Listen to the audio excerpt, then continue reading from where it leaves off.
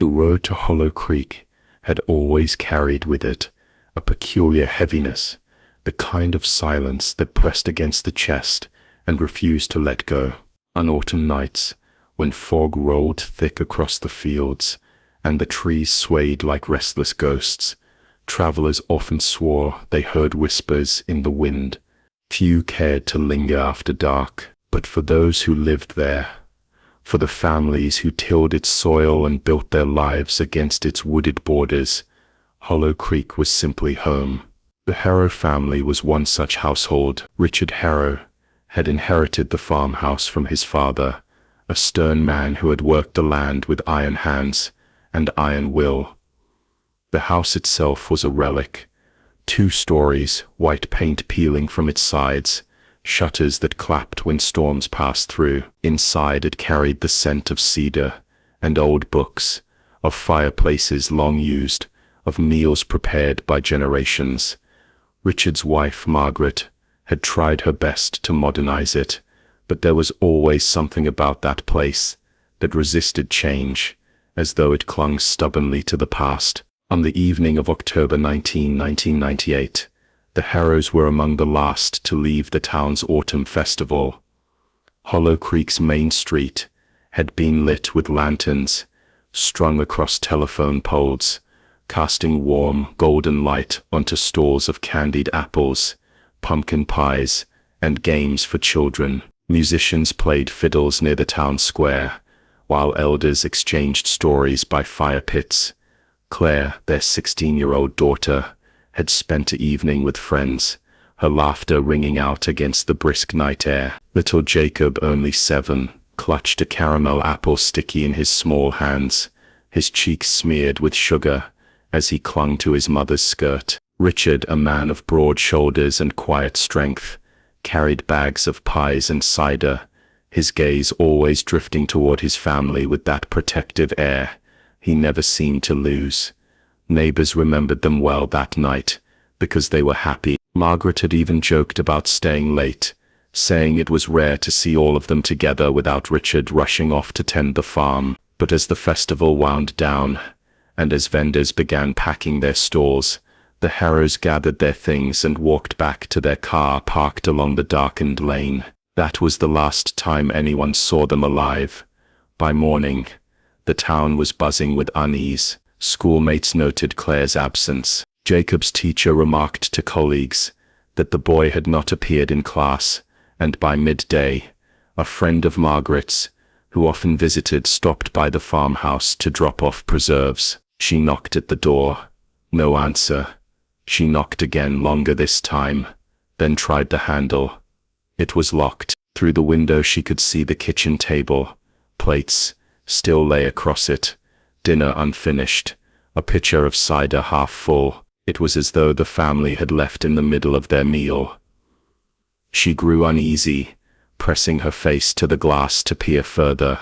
Nothing moved inside. She called Richard's name, but heard no response. By late afternoon, Sheriff Nolan received the first report of concern. He was a seasoned man, gray streaks in his hair, with 30 years of service to the county. He knew the Harrows well, had eaten pie at their table, and had once fished with Richard down at the creek. He wasn't one to jump to conclusions, but the story unsettled him. When he drove out to the farmhouse, he found the same thing. The door locked from the inside, curtains drawn, silence thick as the fog that had begun to creep over the fields. With a firm knock that rattled the wood, he called out, his voice carrying across the stillness. No reply. Finally, he pried open the door, with the help of a deputy. The hinges groaned as the entrance gave way. The air inside was stale, cool, carrying the faint smell of extinguished candles. The kitchen was exactly as the neighbor had described. Plates at the table, chairs pulled back, food on the plates untouched. It looked as though the Harrows had been sitting there moments before, stood in unison, and simply vanished. Nolan moved room to room, his boots creaking on old wooden floor. Upstairs, beds were neatly made, clothes hung in closets, shoes aligned by doors, nothing out of place, no overturned furniture, No signs of struggle. The only noise came from a faint crackling radio in the living room, murmuring static and soft music that had long outlasted the family. The sheriff frowned. Families didn't just disappear. He called in more deputies, and soon the farmhouse was filled with officers moving carefully, their flashlights sweeping through shadows. They searched the barn, the tool shed, even the fields. Nothing. The harrows were gone. No footprints led away. No tire tracks marred the gravel drive. Just silence and mystery. The investigation began quickly, and news spread through Hollow Creek like wildfire. In small towns, whispers traveled faster than fact, and soon rumors painted the air. Some said Richard had debts, that he'd fled in the night. Others spoke of Margaret's growing unease with the farmhouse, how she'd told friends she often felt watched in her own home. Teenagers muttered about the woods behind the Harrow property, woods that parents had long warned them against exploring, claiming strange things lurked there. For days, search parties combed through thickets, their dogs straining against leashes, but the woods yielded nothing. The creek was dragged, nets spreading wide beneath its surface, but the water revealed no secrets. Helicopters circled overhead, casting beams across farmlands, yet the harrows remained missing. To many it was as though they had dissolved into the very fog that cloaked the land. But the strangeness did not end there. Sheriff Nolan, meticulous and cautious, began interviewing townsfolk, piecing together the harrow's last movements. Dozens confirmed seeing them at the festival. Several remembered Margaret buying jars of honey. Others recalled Claire laughing with her friends near the hayrides. One man claimed he had seen Richard speaking with someone near the edge of the square. A man tall, wearing a long coat, with a face he couldn't quite recall. When pressed, he admitted the figure had seemed oddly blurred in his memory, as if the more he tried to picture him, the less he could. Nolan dismissed it at first, chalking it up to nerves or poor recollection. But the detail lingered in his mind. Back at the farmhouse, deputies scoured every inch. In Jacob's room, his toys lay scattered on the rug, but one thing caught their attention: a drawing on his desk. Children's scribbles, crude figures. But what chilled the officers was that alongside the stick figures of his family, there was another, a tall man, faceless, drawn with long lines for arms that stretched unnaturally. The child had written a single word beneath it in uneven letters: Fred. When Nolan saw it, a cold knot twisted in his stomach. Children drew many things, often nonsense, but something about the figure unsettled him. He tucked the drawing into an evidence bag, though he could not yet say why. As days turned into weeks, hope began to wane. The Harrow farmhouse remained sealed, a place of whispers, its windows dark and unwelcoming. Friends lit candles on the porch, leaving flowers by the steps, but the mystery weighed heavier with each passing night. Then came the discovery. Nearly a year later, in October of 1999, a pair of hikers wandered through the woods that bordered Hollow Creek. The leaves had turned crisp and golden, carpeting the forest floor. They were miles from the nearest road when one of them stumbled over something half buried beneath the soil. At first they thought it was trash, but when they brushed away the dirt, they uncovered a small shoe, worn, scuffed, a child's shoe. Alarm prickled through them as they realized it matched the description of the shoes Jacob Harrow had been wearing when he vanished. They reported it immediately. When officers examined the shoe, they found something stranger still. Inside, beneath the insole folded with care, was a photograph. It was the Harrow family at the autumn festival, the same night they disappeared. Margaret smiling, Richard holding bags of pies, Claire with her friends, Jacob clutching his apple. But there was something else. Behind them stood a figure,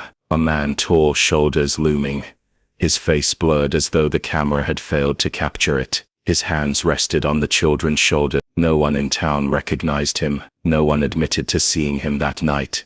The back of the photograph was dated October 20, 1998, the day after the Harrows vanished. Sheriff Nolan sat at his desk long after the photo was brought in, staring at it. Beneath the glow of his desk lamp, he traced the blurred figure with his finger, unease crawling through him like ice. Families didn't vanish into thin air. They didn't leave dinner untouched, radios humming, and lock their doors from the inside, and photographs didn't appear a day too late. Yet here it was, proof of something he could not explain. He leaned back in his chair, the weight of years heavy in his bones. Outside, Hollow Creek slept beneath the autumn moon, quiet as always, but Nolan knew something had shifted, something old, something hidden in the soil and the wood. The Harrows had not simply disappeared, they had been taken, and whatever had taken them was still out there, watching. Sheriff Nolan was not a man easily shaken. He had seen car crashes, hunting accidents, and even a few homicides in his 30 years on the force, but nothing ever sat in his chest the way the Harrow case did. That photograph with the blurred man gnawed at him. He left it locked in an evidence file, yet almost every night he found himself staring at it again, like a moth circling flame. The longer he studied the photo, the more unsettled he felt. The figure seemed wrong, not just blurred, but unnatural, as though he didn't belong in the scene at all. When he finally showed it to his deputies, most of them avoided talking about it. Some swore the man looked familiar.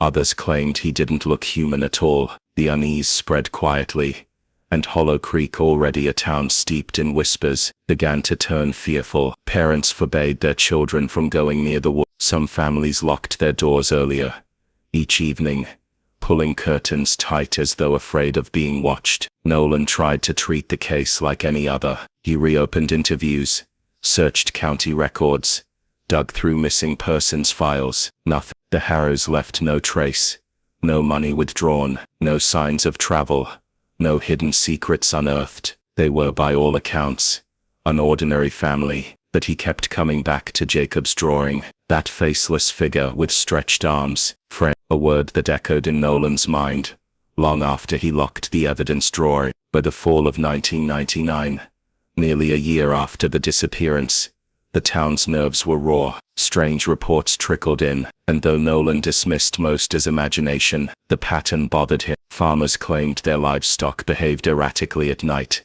refusing to graze near the tree line. Children reported waking to whispers outside their windows, voices they swore belonged to someone calling their name. One teenage girl insisted she had seen someone standing in her yard at dawn, tall and unmoving, staring toward the house until the sun rose. When she blinked, he was gone. It was during one of these restless weeks that Nolan received a call from Claire's best friend, a girl named Sarah Dwyer. Sarah had moved away shortly after the disappearance, her parents too disturbed to stay in Hollow Creek, but she reached out now, her voice trembling on the phone. She told Nolan she had been looking through old photos from the festival, ones taken by her father on a handheld camera. Among them was a shot of her and Claire on the hayride, smiling with their arms around each other, and there in the far background by the edge of the crowd, stood a tall man in a dark coat, his face blurred in the same way as the figure in the other photo. Sarah mailed the picture to the sheriff. When it arrived, Nolan studied it for hours. Different angle, different photographer, but the same eerie flaw. The man didn't seem to belong. It was as if he had slipped into the frame from somewhere else.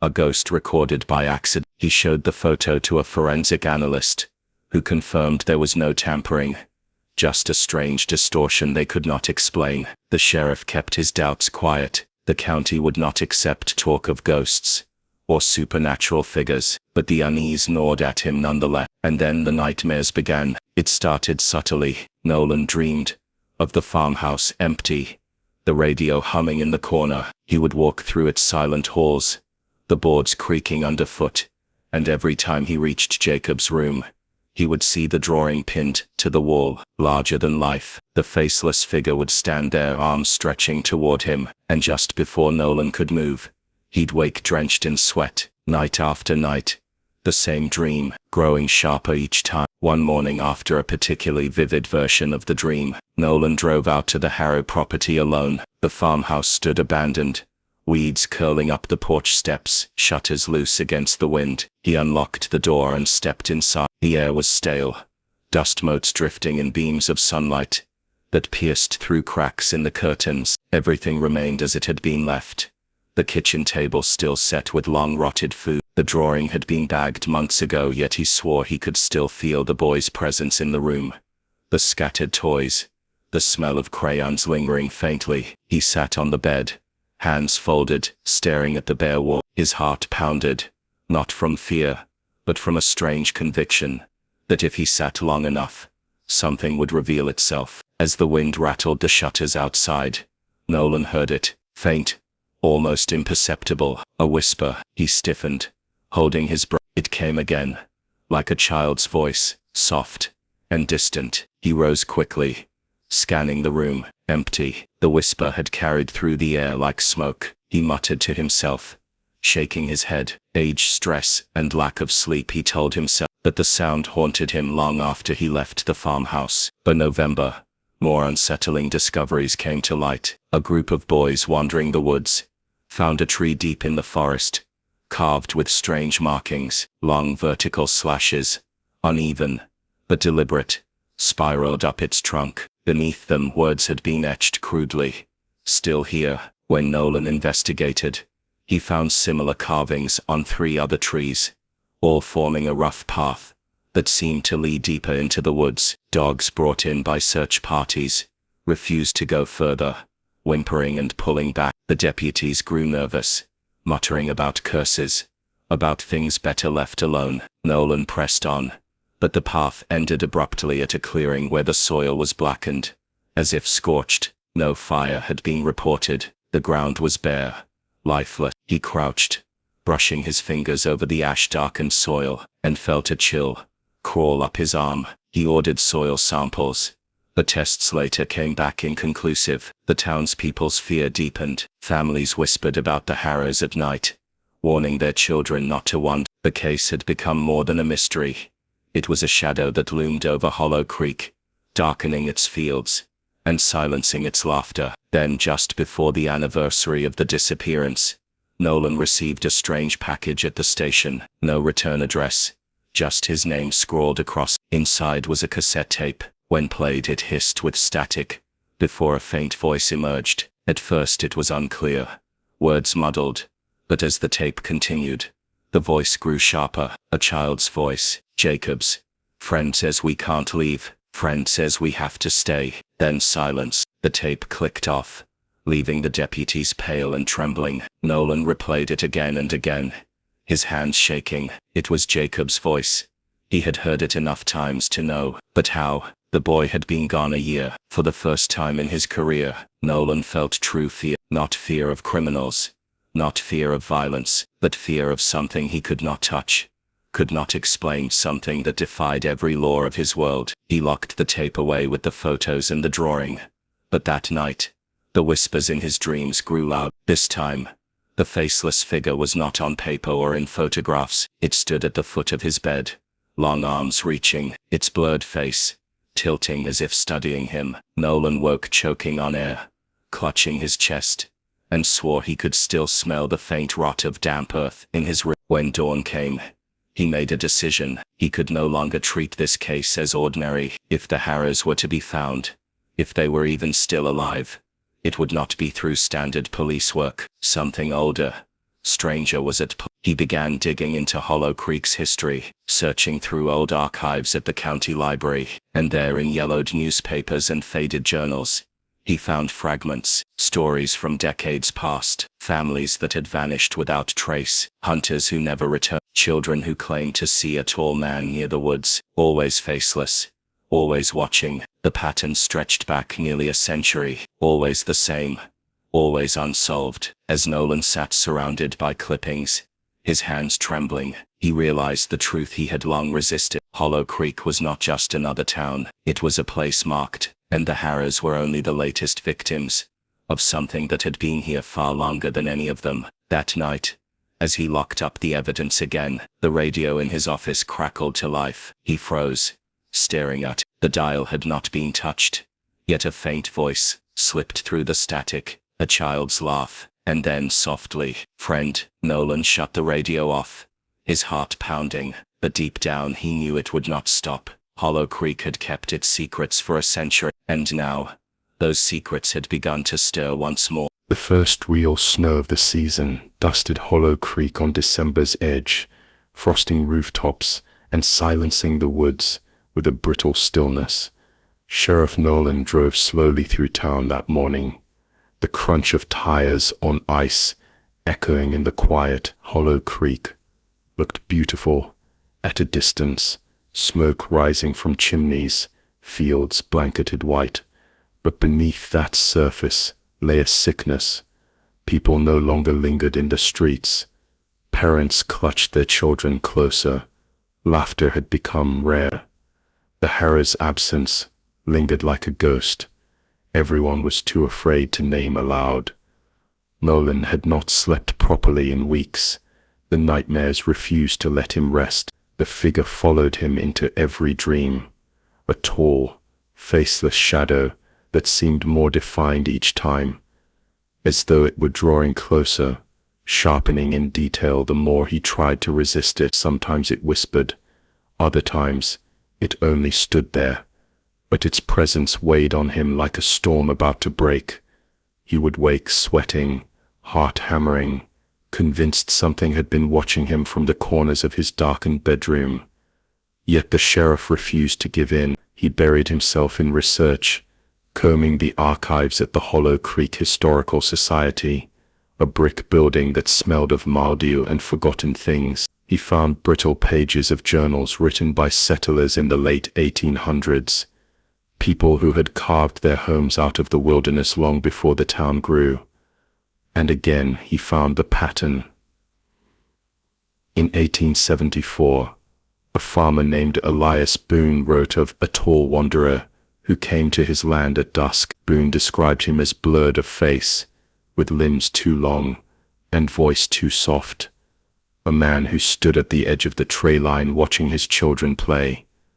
Boone claimed he confronted the figure, only for it to vanish between one breath and the next. A month later, Boone's youngest daughter vanished from her bed. No signs of forced entry, no footprints in the snow, just an open window and the sound of a child's laughter carried through the night. Other accounts surfaced. A teacher in 1891 who insisted her students often drew the same figure Jacob had drawn, tall, faceless, with outstretched arms. In 1912, a lumber worker recorded in his diary that he had seen a watcher in the woods for weeks before two men from his camp vanished without a trace. Each story carried the same traits, the same eerie familiarity. A faceless figure, tied to disappearances, families gone overnight. The sheriff's stomach churned as he realized Hollow Creek had been haunted for generations, though most townsfolk either forgot or buried the knowledge, choosing silence over fear. The deeper Nolan dug, the more dangerous it felt. One night, alone in his office, he traced the dates of disappearances across a map. When plotted, they circled the woods around the Harrow farmhouse, each event tied to the forest's dark heart. He stared at the pins in the map until his eyes blurred. That was the center of it. The wood, the place no one dared to walk at night. He knew then that if there were answers, they would be found there. But before he could act, Hollow Creek was shaken again. It happened on a cold evening in mid-December. A boy named Michael Pritchard, only 9, disappeared from his backyard while playing in the snow. His mother had turned to fetch hot cocoa, leaving him no more than 5 minutes. When she returned, the yard was empty, snow undisturbed except for Michael's footprints that led toward the trees and stopped abruptly halfway. Search parties were formed within the hour. Men marched through the woods, with lanterns, calling his name, but the forest yielded nothing but silence. Nolan joined the search himself, his breath fogging in the freezing air. The boy's footprints bothered him. They ended without reason, as though Michael had simply lifted from the ground. Deputies muttered about coyotes, kidnappers, anything rational, but Nolan could feel the truth gnawing at him. This was not a crime that could be explained by human hands. It was the same pattern again, repeating. Hollow Creek's curse had returned to claim another. 3 nights later, Michael's mother received a letter. No return address, no signature, just a folded sheet of paper with a single sentence scrawled in uneven handwriting. "Friend says Michael is happy now." The handwriting was shaky, like a child's. Nolan examined the letter under light, tested the ink, searched for fingerprints. Nothing useful. Yet when he read the words, he thought of Jacob's drawing, of the cassette with the boy's voice. His chest ached with a dread so heavy, it made him dizzy. This thing, this presence, was not done. It was not only tied to the Harrows, it had chosen Hollow Creek itself. The town spiraled into panic. Neighbors stopped trusting one another, locking doors, whispering accusations. Some said a madman was to blame. Others swore the Harrows' land was cursed, and that the Pritchards lived too close to it. A few began to speak of the faceless man openly. Old stories bleeding into the present. Fear fed on itself, growing thicker, until Hollow Creek felt suffocated by it. Nolan spent his nights driving the lonely roads, headlights slicing through fog, his hand resting on the wheel tighter than necessary. More than once he stopped near the woods, staring into the black tangle of trees, half expecting to see something staring back. And sometimes, he swore he did. Shapes, silhouettes that melted away when he blinked. He told himself it was his imagination. He told himself he was tired, but the gnawing sense of being watched never left. In January, as snow deepened, Nolan made a choice. He could not wait for another disappearance. He needed to confront the woods, to step into the heart of the darkness himself. He prepared quietly, telling no one. Deputies would think him mad. He packed a flashlight, extra batteries, a recorder, and his service revolver, though some instinct told him bullets would mean nothing against what lingered out there. On the night of January 12th, with the moon veiled behind heavy clouds, he parked near the Harrow farmhouse. Its silhouette rose in the distance, skeletal and forgotten, windows blank like watching eyes. He walked past it, crunching over frozen soil, until he reached the tray line. The woods loomed ahead, branches heavy with snow, their shadows twisting like skeletal fingers. He stepped inside. The air grew colder immediately, unnaturally so. His flashlight beam cut across trunks and thickets, illuminating the trail of carvings, discovered months before. The marks looked deeper now, fresher, as though carved again recently. Still here, the words glared at him from the bark, raw and sinister. He pushed deeper, heart hammering, breath misting in clouds. The silence was unnatural. No rustle of animals, no wind through the branches, just stillness. He clicked on his recorder, speaking low into it. January 12th, entering the woods near Harrow property, following trail of markings. Silence is overwhelming. His voice shook despite himself. Minutes passed. His light caught more carvings, symbols he didn't recognize, spirals, jagged shapes, crude faces scratched into bark. He followed them to the clearing, where he had once found the scorched soil. It was still there, blackened despite snow. He knelt, brushing snow aside, and again felt that cold pulse shoot up his arm, like static through bone. His breath quickened. He lifted the recorder. Same clearing, soil still scorched. Feels wrong. And then he heard it. A laugh, a child's laugh, high-pitched, echoing through the trees. His blood ran cold. He whipped his flashlight around, beam darting between trunks. "Hello," he called, voice cracking. The laugh came again, closer now, overlapping, as if two children were laughing together. He swallowed hard. "Michael, Jacob." His voice sounded small, fragile in the vast silence. A shadow moved at the edge of his light, tall, unmistakably tall. His hand went to his revolver. Though it trembled, the figure stood just beyond the reach of the beam, blurred, impossible to focus on. Long arms hung at its sides, head cocked, as if studying him. Nolan's breath hitched, his chest tight with terror. "Who are you?" he demanded, though his voice wavered. The figure didn't answer. Instead, the laughter grew louder, overlapping, circling him. He turned frantically, light darting. But every time he caught a glimpse of movement, it dissolved. The laughter rose into a chorus, until it was deafening. He pressed his hands over his ears, heart slamming, whispering, "This isn't real.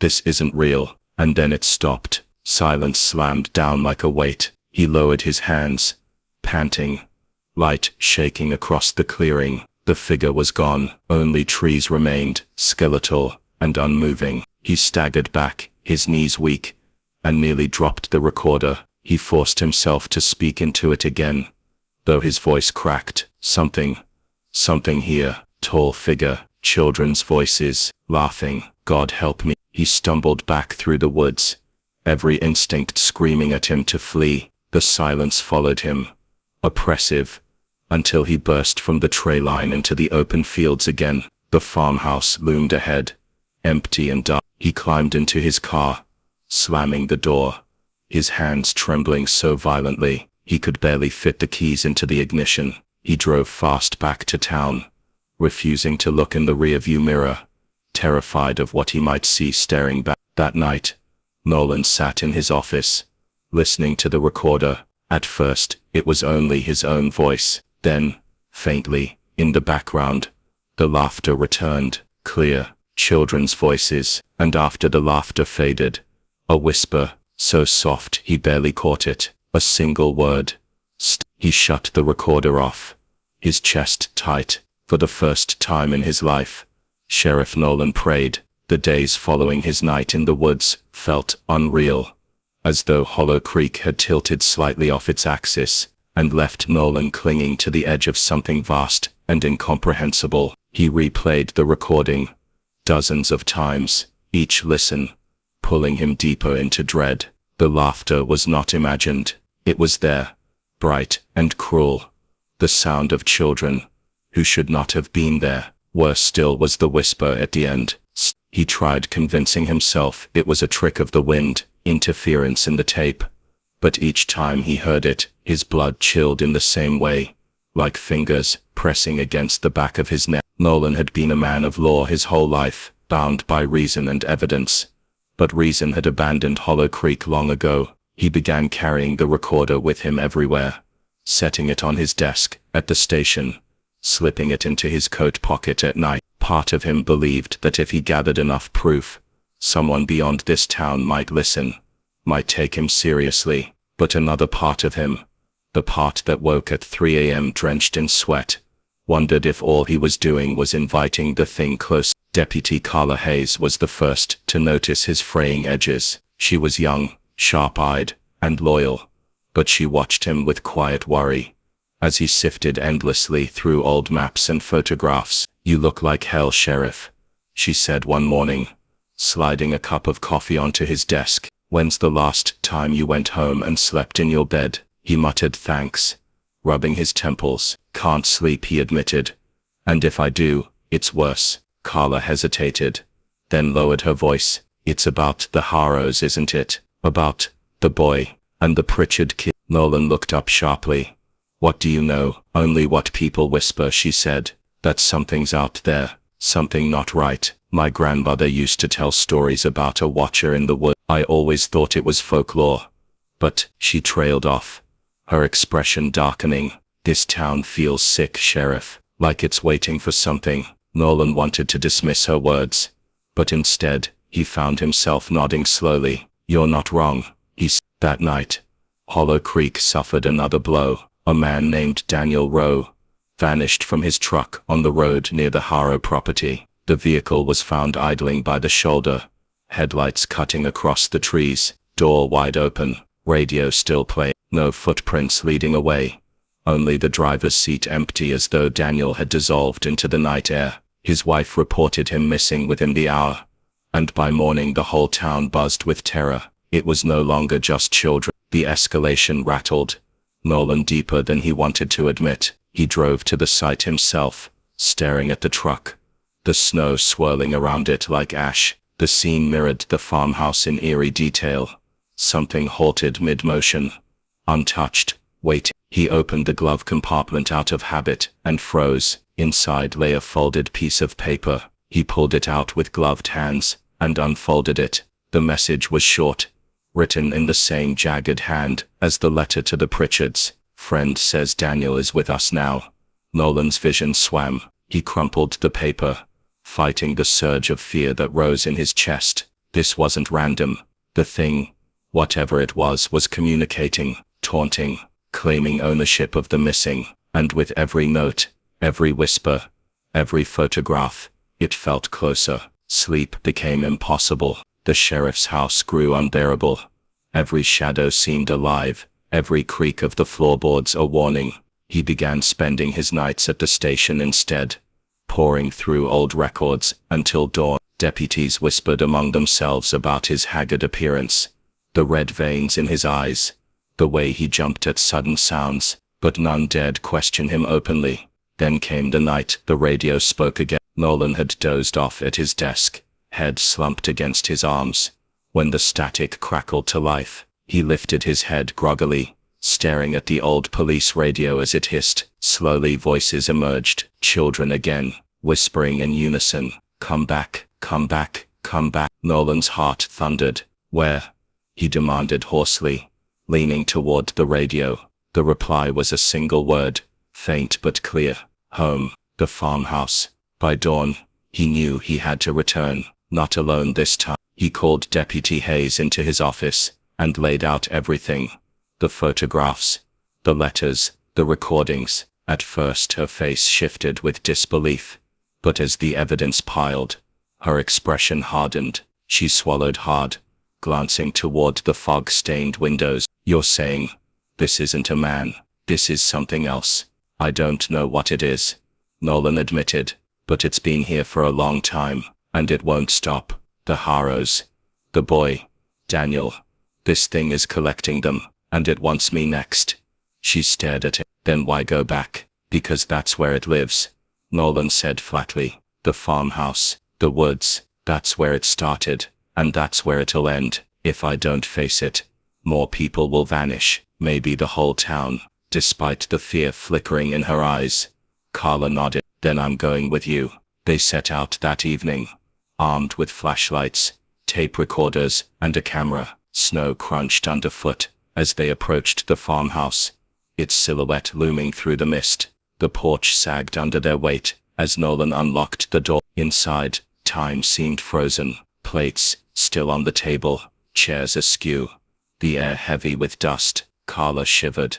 It's like they just stood up and walked away. They moved room to room, snapping photographs, recording the silence. Jacob's bedroom drew them laughter. The toys scattered, the faint scent of crayons still lingering. Nolan's throat tightened as he remembered the drawing.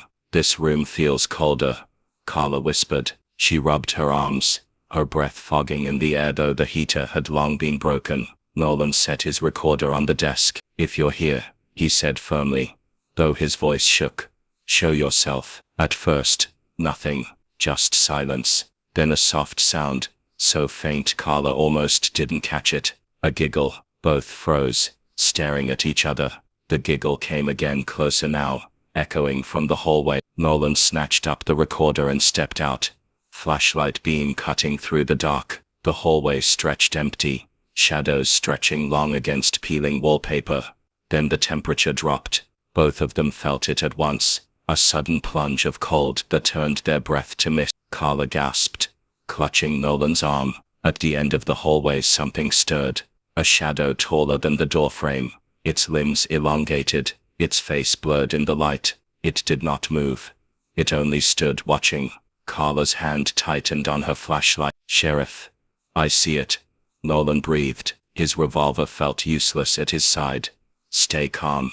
The figure tilted its head, slow and unnatural. Then from everywhere and nowhere children's voices whispered in unison, "Stay." The flashlights flickered. The house groaned, walls creaking as though under pressure. Carla stumbled back, her face pale with terror. Nolan raised his gun instinctively, though every fiber of his being screamed it would do nothing. "What do you want?" he shouted. The whispers stopped. The silence pressed in, suffocating.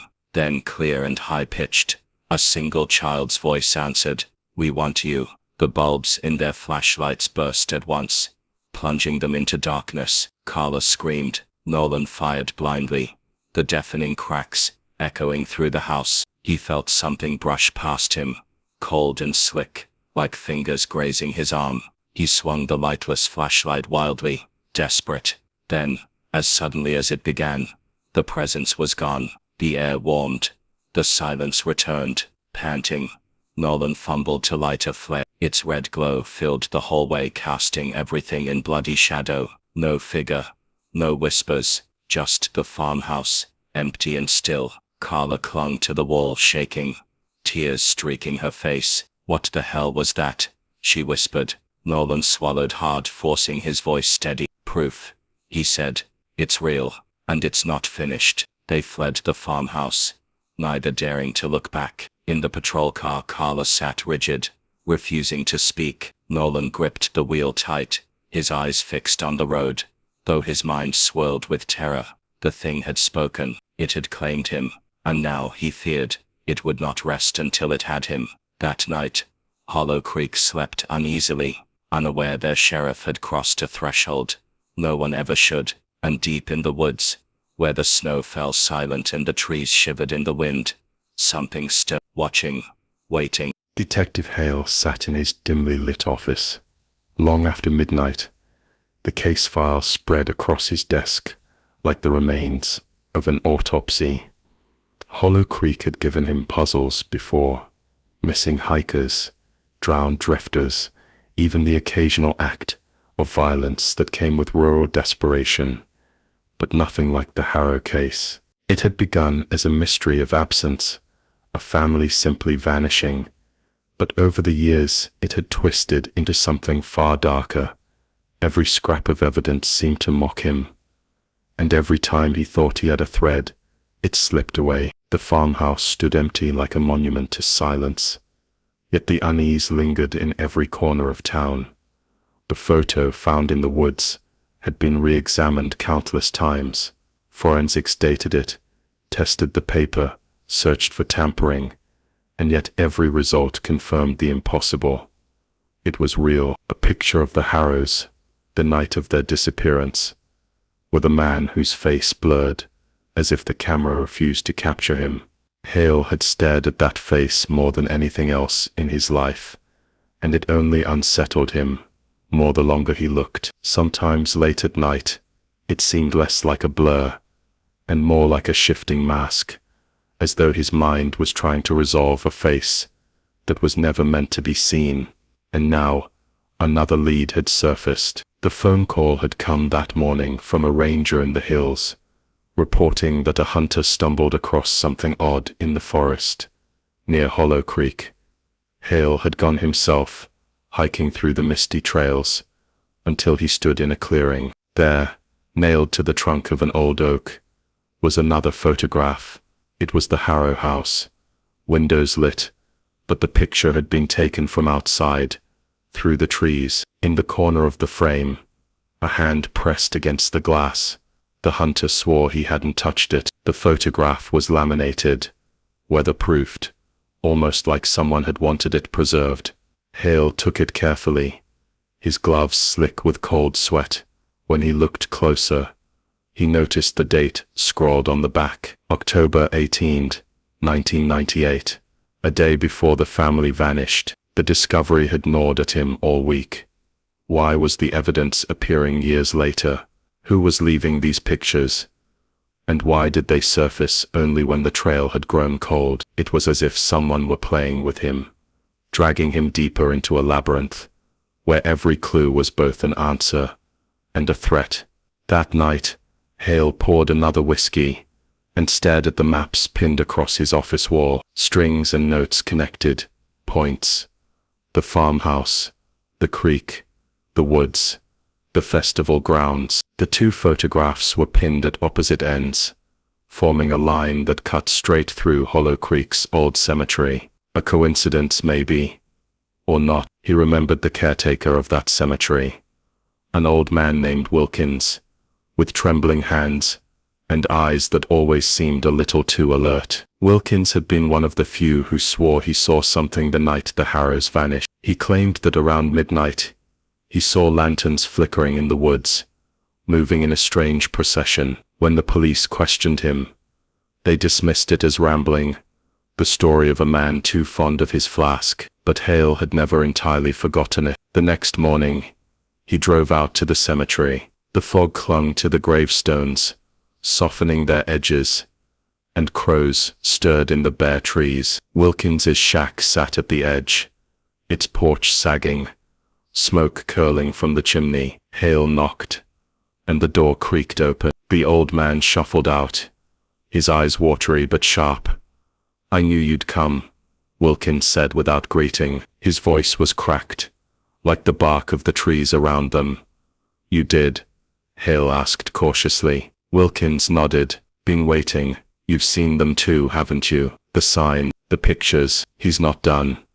"Who?" Hale pressed, though part of him dreaded the answer. The caretaker leaned closer, his breath sour with tobacco. "The Watcher, that's what the old folks called him. Man who wasn't a man, shows up in places where the line between living and dead thins." Hollow Creek has always had thin places. Hale swallowed. It sounded like folklore, another ghost story for children, yet Wilkins spoke with the conviction of someone who'd lived it. "They thought he was gone," Wilkins went on, staring into the mist. "But he never goes. He waits. Every few decades, he takes what he wants. Families, whole families, like the Harrows, and then the town forgets, until he comes again." Hale didn't believe in legends, but the words still crawled under his skin. "What makes you think this Watcher had anything to do with the Harrows?" Wilkins shuffled back toward his shack, motioning for Hale to follow. Inside, the room was cluttered with yellowed books,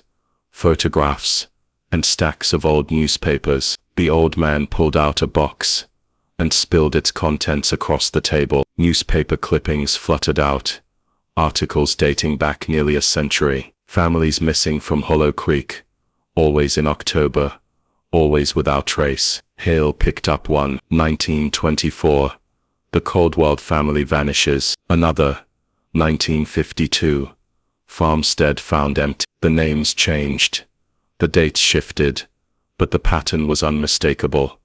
"You see now," Wilkins said, his hands trembling. "He's been here long before us, and he'll be here long after."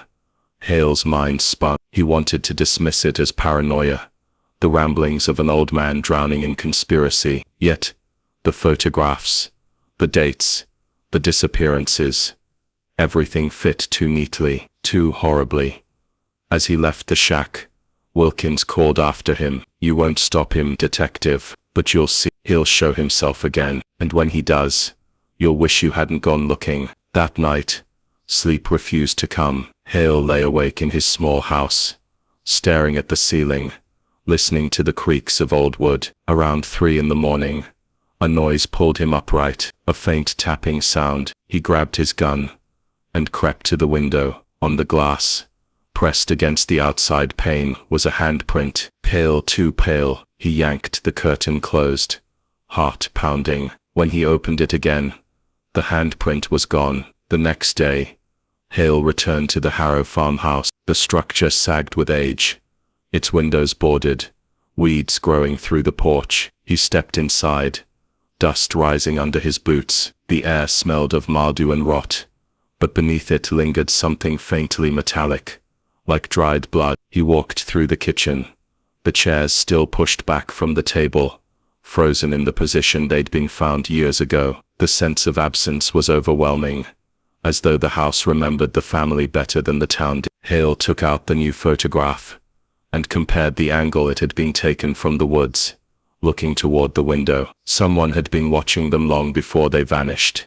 As he explored the upstairs hallway, his flashlight beam swept across the wallpaper. That's when he saw it: faint scratches, almost invisible unless the light hit them just right. He leaned closer. The marks formed letters, a single word carved again and again into the plaster. Watching, the hair on the back of his neck stood up. Suddenly, the sound of footsteps echoed from the floor below. Hale froze, his hand gripping the gun at his side. He hadn't left the door open. Slowly, carefully, he crept back down. The air seemed heavier, thicker. The kitchen chair had moved, just an inch, but enough to be noticed. "Who's there?" Hale demanded, his voice cutting through the silence. No answer, just the long, slow creak of the back door swinging open. He rushed toward it, but by the time he stepped outside, the yard was empty. Only the woods loomed beyond, the trees shifting in the wind. But as he scanned the tree line, he saw something just for a moment. A figure, standing between the trunks, tall, motionless, face blurred by shadow, and then it was gone. Hale staggered back, chest heaving. He wanted to tell himself it was a trick of the fog, the mind filling in shapes where none existed, but deep down he knew. He had seen the same blur that haunted the photograph. Back in town, people whispered about him. They said the case was eating him alive, that he was chasing shadows. But Hale didn't care. He knew something was out there, something that had taken the Harrows and left him breadcrumbs. The Watcher, or whatever name it went by, was real, and if the old caretaker was right,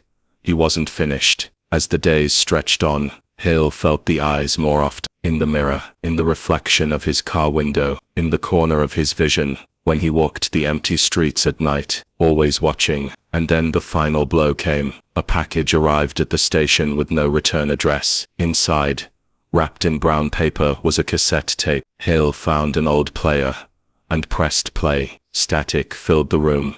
Then a faint sound broke through. The laughter of children. Claire and Jacob Harrow. He recognized their voices from home videos the family had once shared. The laughter grew louder, echoing unnaturally, until it cut off with a scream. Then came a voice, low, distorted, whispering, "You're next." Detective Marcus Hale had spent the entire night combing through the files, the photographs, and the half-burned evidence from the farmhouse. His office smelled of old paper, stale coffee, and the faint metallic tang of frustration. The faces of the Harrow family stared back at him from the pinboard. Richard's stern expression, Margaret's warm smile, Claire's teenage confidence, and Jacob's innocent eyes. Beside them were photographs of the farmhouse, the festival, and that haunting photograph with the blurred-faced man. Every line of red string connected the evidence, but none of them led to the truth. He had been staring so long that the blurred man's face almost seemed to move if he kept his eyes fixed, almost like it wanted to become clear, but refused. The knock on his office door startled him. It was Officer Denise Park. Her face "Sir, you need to see this," she said, her voice low and urgent. Marcus followed her into the hallway, where the evidence clerk stood holding a small box. The box looked ordinary, but the clerk's hands trembled as though he carried something radioactive. "This arrived this morning," Denise explained. "No return address, just delivered to the station front desk." The receptionist thought it was some lost and found item, but then she opened it. The clerk lifted the lid. Inside was an old VHS tape, black plastic, the label peeled away. Nothing else. No note, no markings, just the tape. Marcus felt a cold wave wash through him. VHS tapes in the late 90s were common, but this one looked older, worn down, like it had been handled too many times. "Get me a player," Marcus ordered. In the conference room, they set up a small TV with a built-in VCR. The tape slid in with a mechanical click. At first, static hissed on the screen, lines of snow flickering. Then an image emerged. It was the Harrow farmhouse kitchen, dimly lit, shot from a corner of the room. The camera seemed to be placed on a counter or a tripod. Richard sat at the table, head in his hands. Margaret moved about, wringing her hands. Claire stood by the window, looking out nervously. Jacob clutched a toy car. The sound was muffled, like it had been recorded from a distance, but their voices came through in fragments. "They said he would come tonight," Margaret whispered. "We can't just sit here. We have to leave." Claire's voice was urgent. He said, "We'd be safe if we stayed." Richard's voice cracked, his hands gripping the table. Then came a knock. 3 slow, deliberate knocks on the door. Everyone froze. Margaret reached for Jacob, clutching him close. Claire backed away. Richard stood up, trembling, and walked toward the door. The tape went black. For a long moment, the room at the station was silent, except for the hum of the TV. Marcus leaned forward, pressing rewind. The tape squealed and then replayed the same sequence. Still, it cut off at the nothing more. Where the hell did this come from? Marcus muttered. Denise swallowed hard. The receptionist said a man dropped it off, tall, wearing a long coat. She couldn't describe his face. Said it looked blurry, like she couldn't focus on it. Marcus's stomach sank. It was too familiar, too close to that photograph. He didn't believe in ghosts. Not really. But the edges of this case were beginning to bleed into something he couldn't explain with evidence alone. Later that evening, Marcus drove back to Hollow Creek. The farmhouse had been left as it was, boarded up, rotting slowly against the weight of the years. No one in town dared to move in. Not after what had happened. Locals claimed to hear noises there at night. Voices, footsteps, sometimes a child crying. Others said they saw lights in the windows, even though the power had long been shut off. Marcus parked his car and stepped out into the autumn air. The woods loomed dark behind the farmhouse, their branches like skeletal fingers. He approached the front door, the boards creaking under his weight. His flashlight beam swept across the walls, catching graffiti from teenagers who had dared to break in years ago. Words like haunted and get out sprawled across peeling wallpaper. The kitchen was still there, though stripped bare. Marcus could almost see the image from the tape overlapping reality. Margaret clutching Jacob, Claire by the window, Richard at the table. He touched the wall cold beneath his hand. Why would someone send him that tape now? After all these years, he moved toward the basement door. The hinges groaned as he pulled it open. A wave of damp air rushed up, carrying with it the smell of earth and mold. He descended carefully, flashlight slicing through the dark. The basement floor was dirt. Uneven boxes lay scattered, torn open by past investigators. But one thing caught his eye. In the corner, half buried in soil, was a small wooden toy car. He knelt down, brushing dirt away. It was red, chipped and weathered. The same toy Jacob had been holding in the tape. His chest tightened. Suddenly the sound of knocking echoed through the basement. 3 slow knocks. Just like in the tape, the sound came from above, from the front door of the house. Marcus froze, his flashlight trembling in his grip. He told himself it could just be the wind, or maybe kids messing around, but deep down he knew it wasn't. He bolted up the stairs, pushing through the basement door. The front door stood shut, locked from the inside. He yanked it open and shone his flashlight outside. Nothing, only the empty yard, the silent woods, not even footprints in the dirt. His pulse thundered. Someone or something was toying with him. The next morning, Marcus returned to the station and called a meeting. He spread the VHS tape, the toy car, and the old photograph on the table. This isn't coincidence anymore, he said. Someone wants us to keep digging. Someone close enough to the Harrows to know details no one else could. But why now? Denise asked. It's been years. Whoever did this could have stayed hidden forever. Why give us new evidence? Marcus rubbed his temple. Maybe it's not about hiding. Maybe it's about reminding. Before Denise could respond, another officer rushed into the room. Detective, you need to see this. We got a call. Another disappearance. Marcus's blood ran cold. Where? The officer hesitated. Hollow Creek. A family, parents and 2 kids, gone overnight. House locked from the inside. The room erupted in shocked murmurs. Marcus felt the weight of the world pressing down. History was repeating itself, detail for detail. Whoever had taken the Harrows, or whatever was back. He grabbed his coat. We're going there. Now. The drive was tense. Marcus stared out the window, his thoughts racing. Could it be a copycat? Someone recreating the crime after all these years? Or was it the same force that had swallowed the Harrows whole? He hated how the second thought crept in. He was a detective, a man of logic. But this case clawed at the edges of logic like something alive. The new house stood on the other side of Hollow Creek, newer than the Harrow farmhouse, but eerily similar in layout. Police tape fluttered in the breeze. Inside, the dining table was set with half-eaten plates. The chairs pulled back. The family's belongings lay untouched. No forced entry, no struggle, just absence. Marcus walked slowly through the house, deja vu pulling at him. He stepped into the living room and froze. On the coffee table lay a fresh photograph. His hands shook as he picked it up.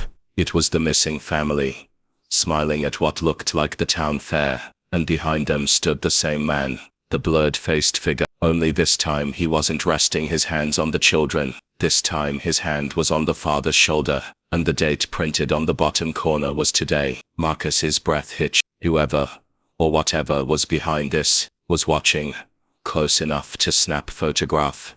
Before families vanished, the case was no longer history. It was alive, and it was happening again.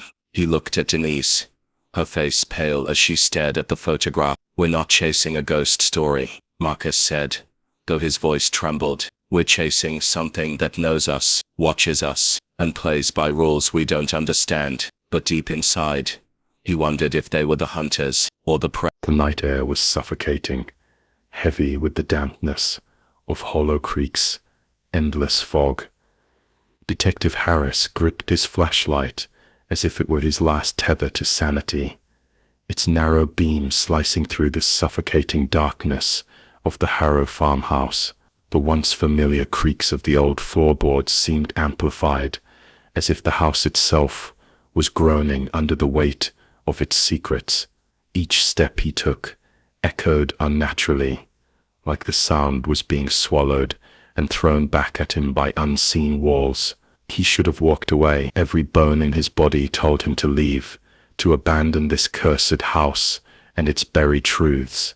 But the Harrows were still missing, their memory haunting every corner of town, and the photograph with the faceless figure was burned into his mind. He couldn't sleep until he uncovered the truth, even if the truth was the very thing that destroyed him. He paused at the base of the staircase. The upstairs hallway stretched into darkness, long and narrow, lined with doors like teeth in a crooked grin. The wallpaper was peeling in places, curling away to reveal the timber beneath, and a faint smell of mold clung to the air. He thought of Jacob's shoe, found in the woods, and of the photograph, how the family looked alive and happy, but the date told a different story. What did it mean? Was someone staging these signs, mocking them all, or was something far darker at play? Something beyond reason.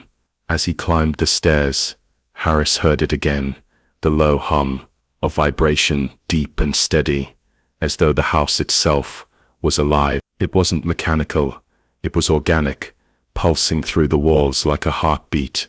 He held his breath and listened, the sound growing louder as he approached the last door on the right.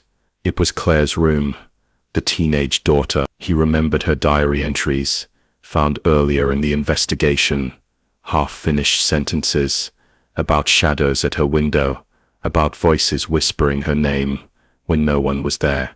The police had dismissed them as typical adolescent fears, but Harris knew better now. He turned the knob slowly. The door creaked open to reveal a room untouched by time. Posters still clung to the walls. Clothes were scattered across a chair, and on the nightstand sat a small lamp, with its bulb burnt out, but the air felt wrong, too cold for a closed room. His flashlight beam swept across the bed, then froze on the mirror opposite it. His breath caught. The mirror reflected not him, but the Harrow family, seated at the dinner table, Richard at the head, Margaret beside him, Claire and Jacob smiling faintly, the same positions they were last seen in. But in the reflection, their eyes moved, following Harris, while their bodies remained still, and standing behind them, the blurred man, the faceless figure, his hands resting on their shoulders like a puppet master. Harris staggered back, his flashlight trembling in his grip. He turned to look at the actual room behind him. Nothing. Empty. Just the mirror, mocking him with its impossible vision. A voice whispered his name, not from the mirror, not from the room, but inside his head, cold and insidious. He dropped the flashlight, its beam rolling across the floor, and clutched his temples. The voice wasn't alone. It was many layered together, a chorus of whispers that rose and fell like waves. He couldn't make out all the words, but one repeated over and over, clawing at his sanity. He forced himself to his feet, gasping for air, and stumbled out of the room. He needed to get out of the house, out of this nightmare. But when he reached the hallway, the house had changed. The staircase was gone. The hallway stretched longer than before, impossibly long, doors multiplying on either side. The hum grew louder, shaking the walls, and from behind each door came scratching, pounding, the desperate sounds of fists, begging to be let out. Harris ran. His boots pounded against the warped floorboards, his heart slamming against his ribs. But the hallway never ended, door after door, scratching after scratching, until his lungs burned and his vision blurred. Finally he stopped, chest heaving, and dared to open one of the doors. Inside was the dining room, the Harrow family frozen at their table, just as the mirror had shown. Their faces were pale, eyes glazed, skin grey as stone. Richard's mouth opened, and in a voice not his own, he said, "You're too late."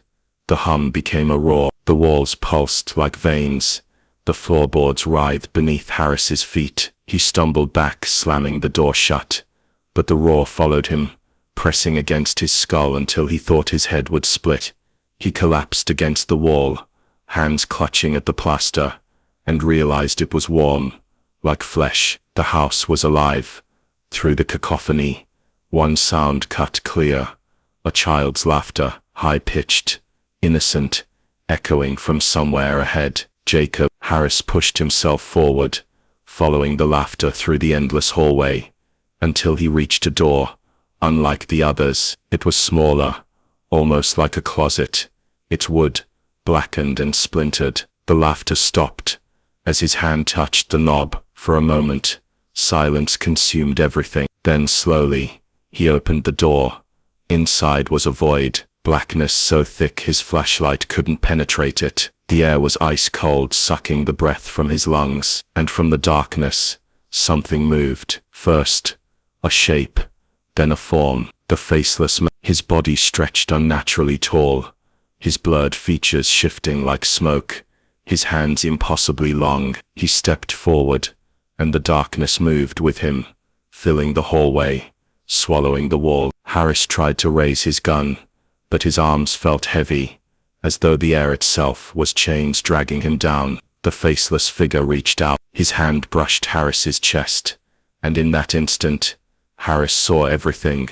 The Harrows standing in the woods, surrounded by shadows, the children screaming as the figure touched them, Richard fighting, failing, Margaret sobbing as they were dragged into the void. Their souls had been taken, absorbed into the house, into the endless hunger that Hollow Creek concealed. The faceless man wasn't just a man, he was the embodiment of the place, the ancient hunger that had lived beneath Hollow Creek for centuries, taking families, feeding on their fear, leaving nothing but silence behind. Harris fell to his knees, his body trembling. The voices swelled in his mind, no longer whispers but screams, demanding he surrender. The faceless figure crouched down, tilting his blurred head, as if studying him. Then in a voice that was all the Harrows at once, it said, "Now you stay."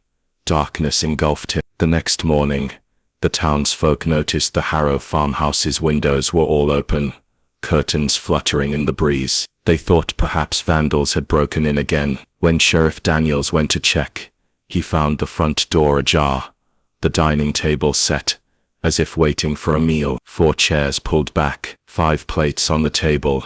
One of them was new, a 5th plate, and on it, a badge, Detective Harris's badge. No trace of Harris was ever found.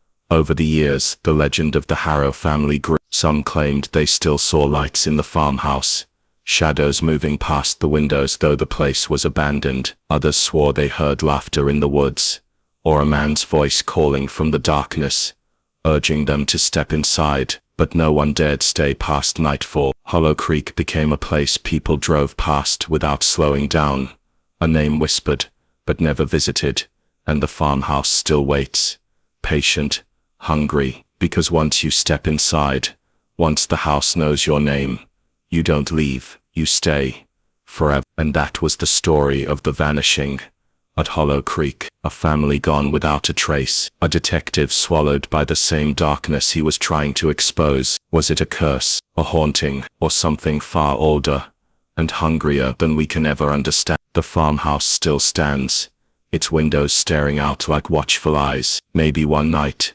when the fog is thick, you'll hear laughter too. Tell me in the comments, what do you believe happened in Hollow Creek? Was it the work of a human killer, or did the house itself claim them? If you enjoyed this story, don't forget to like the video, share it with those who love dark mysteries, and subscribe to The Crimson Truth for more chilling tales where reality and nightmare blur. Remember, some doors are better left closed.